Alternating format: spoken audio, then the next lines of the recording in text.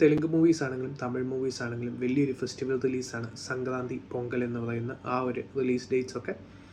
So ഇവിടെയും releases ചെറുതല്ല. ജനുവരിയിൽ 9-ാം തീയതി നോക്കുകയാണെങ്കിൽ രാജാ സാബും ജനനായകനും, 10-ാം തീയതി പരാശക്തി എന്ന് പറയുന്ന ആ ഒരു തമിഴ് സിനിമയും.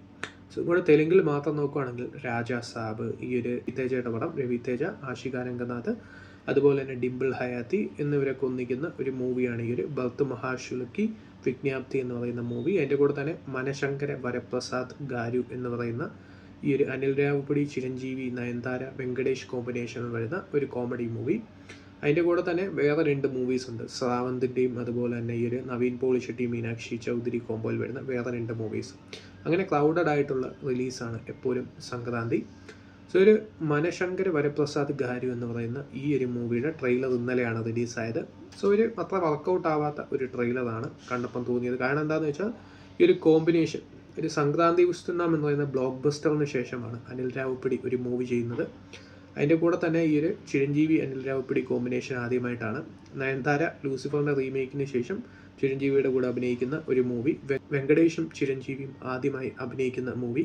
പക്ഷേ ഇത്രയും പ്രതീക്ഷകൾ ഉണ്ടെങ്കിലും ആ ഒരു പ്രതീക്ഷയ്ക്ക് ഒട്ടും വർക്കൗട്ട് ആവാതെ പോയ ഒരു ട്രെയിലറാണ് വന്നിരിക്കുന്നത്. കാരണം എന്താണെന്ന് വെച്ചാൽ ഇതിലാകെയുള്ള ഒരു കോമഡി ട്രാക്ക് എന്ന് പറയുന്നത് നയൻതാര ചിരഞ്ജീവി ആയിട്ടുള്ള ആ ഒരു കോമഡി ട്രാക്കാണ് മെയിനായിട്ടുള്ളത്. അങ്ങനെയാണ് ട്രെയിലർ കാണുമ്പോൾ മനസ്സിലാവുന്നത്. കാരണം രണ്ടുപേരും തമ്മിലുള്ള ആ ഒരു റൊമാൻസും ആ ഒരു കോമഡീസും, എന്തെങ്കിലും ഒരു ഡൈവേഴ്സ്ഡ് ആയിട്ടുള്ള കപ്പിൾസ്, അല്ലെങ്കിൽ ആ ഒരു രീതിയിലുള്ള കോമഡീസും കാര്യങ്ങളൊക്കെ ആണ് കൂടുതലും വരുന്നത്. ഇതിൻ്റെ കൂടെ തന്നെ ഈ ഒരു സംക്രാന്തി പുസ്തുനാം എന്ന് പറയുന്ന മൂവിയെ ഓർമ്മിപ്പിക്കുന്ന രീതിയിലുള്ള ചില സംഭവങ്ങളും വരുന്നുണ്ട്. സോ അങ്ങനെ പോകുന്ന ഒരു മൂവിയാണ്. അതുപോലെ തന്നെ മലയാളിയായ സുദേവിൻ്റെ സാന്നിധ്യം ഈ ഒരു മൂവിയിലുണ്ട് എന്നുള്ളത് സിനിമയുടെ വേറൊരു ഹൈലൈറ്റാണ്. അദ്ദേഹം നേരത്തെ രവിതേജയുടെ ടൈഗർ നാഗേശ്വര റാവലും ഓജിയിലൊക്കെ ഉണ്ടായിരുന്നു. സോ ഇപ്പോൾ ചിരഞ്ജീവിയുടെ ഈ ഒരു മൂവിയിലുമുണ്ട്. സോ ഈ ഒരു സംക്രാന്തി ഫെസ്റ്റിവൽസിലെ ട്രെയിലേഴ്സ് തമ്മിൽ കമ്പയർ ചെയ്യുകയാണെങ്കിൽ ഏറ്റവും നല്ല ട്രെയിലറായിട്ട് തോന്നിയത്, ഇച്ചിരി ബെറ്റർ ആയിട്ട് തോന്നിയത് പരാശക്തിയുടെ തന്നെയാണ്.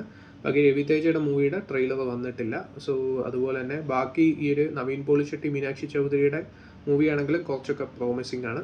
സോ ബാക്കിയൊക്കെ കണ്ടറിയാം.